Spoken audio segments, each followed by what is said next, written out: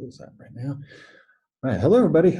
In this video, I'm going to show you just a quick demonstration of how I use the SmartNotebook and Screencast-o-matic to reply to a student discussion thread. And first thing, you go into D2L and you notice, oh, there's a student with a question. And I'm going to just go down to this week here where I know there's something I can grab. And let's pretend that was a new one. And you open it up and you're like, oh, Ashley has questions about this particular homework question. So what I'll do is I will then go ahead and open up the SmartNotebook file.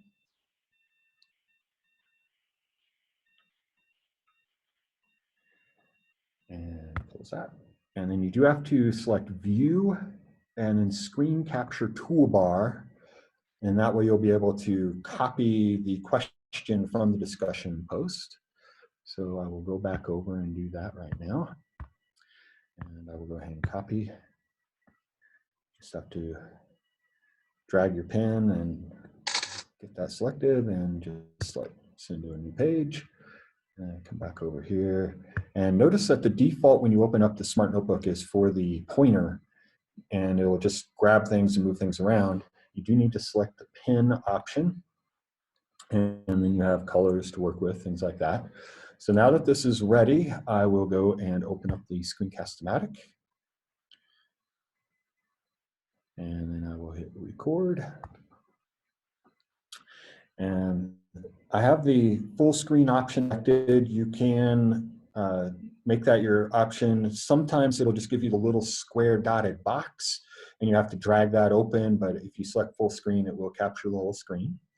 So then I'm going to hit record and start recording. And now you're ready to go through the problem. So I got this pen selected and I would start talking and writing and going through things. And sometimes if I'm going to go grab the calculator, I would hit pause and then record again once I have the numbers ready. But let's say that we get to the end here and everything is ready to go. And then I would usually sign off by saying, hey, if you still have questions about this, let me know. I try not to use specific names when I'm doing the recording because I do post these to YouTube.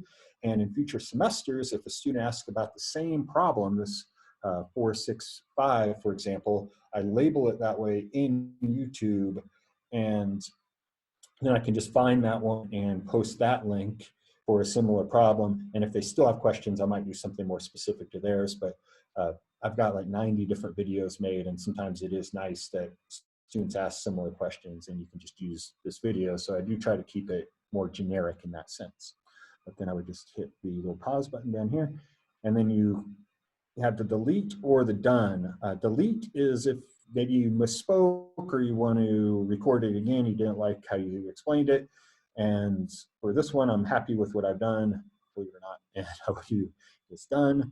You have some other options besides the save and upload. I have found that I like to just have the file in my computer, so I just do the save upload option, and then I will do save as a video.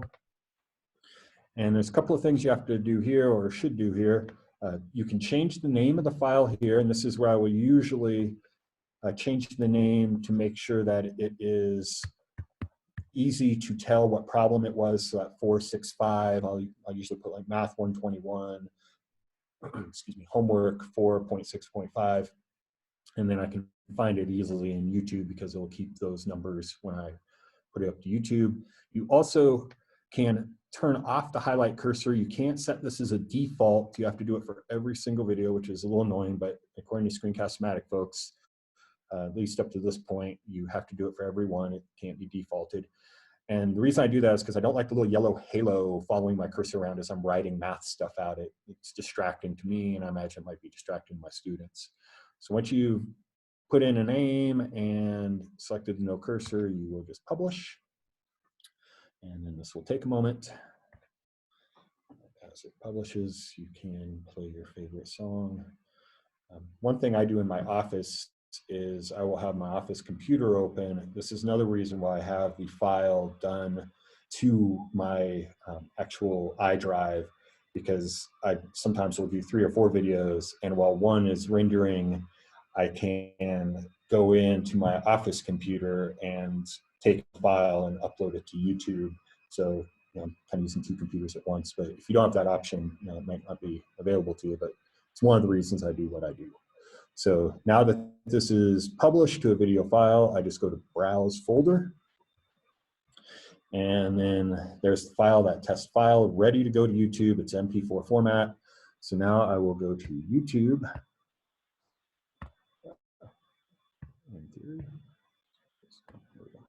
So in my YouTube channel, they have done a lot of things with beta and classic. And if you have questions about YouTube, I'd be more than happy to help you with this. But once you go to your channel, you just have to really select create a video or post and then upload video. And I'm using the new version. So there's some things you have to do. If you have done this before and you'd rather do the classic, you can just upload with classic. But this new window pops up. It's ready to accept the file. And I'm going to grab my file, drag and drop. So it's in there. You now have to put a description in. You can't leave this blank. At least I have tried and it won't let me. So you put a description in, and then you scroll down. And if you set up a playlist, which I'll show you how to do here shortly, when you set up playlists, sometimes it's easier to just organize videos. I like to keep them organized. So I have the Math 121 homework and quiz problems where I would post this one. And I also have a separate playlist for all my lecture videos that I've done. I'm not going to put in a playlist because I'm going to end up deleting this, but you would just check that box and then it'll put it into your playlist of choice. So once you've selected a playlist and all that, you go to next. This, I never change anything on this page. So next. And then here, publish now. I make it private or public, I'm sorry. I don't make it private. I've had issues in the past with this, with passwords being troublesome and things like that. You can make it unlisted. Some people like to do that and not have it public. And with the unlisted, you just have to send them a link. But I don't care if people want to learn about math, so I just make it public. And then you hit publish. And this will pop up at the end. This is new. And then you see the embed. I always embed. And from here, from what I've been seeing, you can select copy, but it says it's copied to a clipboard. But what I've found here recently in doing these videos is that when I actually go over here and reply and get ready to put it in there, I need to actually go back and copy it again. I'm not sure why that's doing that, but at any rate, you just have to select this icon, the little play button icon, and then enter embed code, and then it's ready. So we'll try it, and yeah, it's still doing the same error. So I'm going to go back over here and copy, and then come back and paste. And then next, you can preview and things, but I just go ahead and insert now. And then once you've done that, the video is in there, ready to reply. You can type some things in. I usually will put something like, let me know if you still have other questions or if this didn't help, blah, blah, blah. And then it is ready to post out to the world. I'm not going to hit post here because this is an active class. So I'm just going to go ahead and cancel this out. But that's basically the process of what I go through in order to use this video software along with the SmartNotebook in order to reply to students' questions. And now let me show you about the playlist thing and one other option or one other aspect of YouTube to be aware of. So let's close this and go back. Okay, so in order to start a playlist, you do need to go to the studio. And there may be some other places where this can be done. I've found it in multiple places now, but go back to the studio, and then over here on the left, you just select playlists.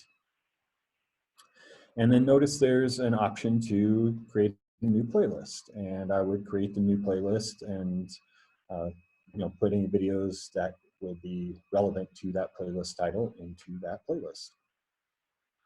As I showed you earlier, when you are uploading the video, it's nice. You can put it in a playlist as you're uploading to YouTube, and then it's all done and there and ready to go. All right, so another thing I want to show you is back at the studio. Let's go ahead and return to studio here. And let's go to the videos. And they've changed a lot of things. And sometimes when you go to the Studio Classic, this will look a little different, but with this newer version, sometimes you want to delete a video. Like I want to delete this test. I don't want it to be out there anymore. And what I've noticed is that, you know, if you look here just at what's available, you see the public visibility, no restrictions, no views, no comments, things like that. But it's like, where's the option to delete? And some people might just go, oh, I'm going to check this box. But oh, look what happens when you actually highlight that video or put the cursor over that. You get some new options that pop up.